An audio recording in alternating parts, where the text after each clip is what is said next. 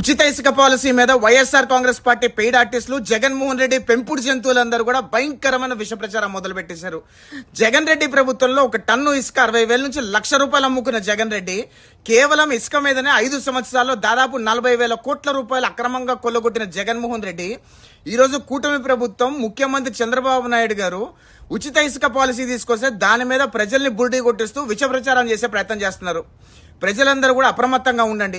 ఈరోజు చంద్రబాబు నాయుడు గారు ఉచిత ఇసుక పాలసీ తీసుకొచ్చింది రాష్ట్ర వ్యాప్తంగా ఉన్న ప్రజలందరికీ కూడా ఇసుక ఉచితంగా ఇవ్వడానికి.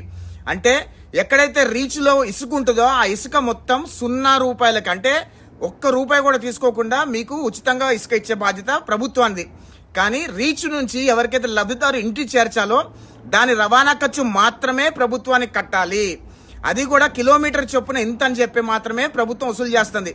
దాన్ని కూడా జగన్మోహన్ రెడ్డి ఎంత నీచంగా విష ప్రచారం చేసి రాజకీయ లబ్ధి పొందే ప్రయత్నం చేస్తున్నాడో రాష్ట్ర వ్యాప్తంగా ఉన్న ప్రజలందరూ ఆలోచన చేయండి. 2019లో ఇదే తరహా ఆంధ్రప్రదేశ్ రాష్ట్ర ప్రజలందరికీ పచ్చి అబద్ధాలు చెప్పి బురిడి కొట్టించి ముఖ్యమంత్రి కుర్చీ ఎక్కిన తర్వాత ఆంధ్రప్రదేశ్ రాష్ట్ర ప్రజల రక్తం ఏ రకంగా తాగాడో మనందరం చూసాము. ఎన్ని లక్షల కోట్ల రూపాయలు కొల్లగొట్టాడో మనందరం చూసాము. జగన్మోహన్ రెడ్డి పచ్చి మోసగాడు, పచ్చి అబద్ధాలు మాట్లాడుతూనే ఉంటాడనే విషయం దయచేసి ప్రజలందరూ ఒకసారి ఆలోచించి జగన్మోహన్ రెడ్డి కానీ వైఎస్ఆర్ కాంగ్రెస్ పార్టీకి చెప్పే పెయిడ్ ఆర్టిస్టులు కానీ మాటలు నమ్మకండి దయచేసి.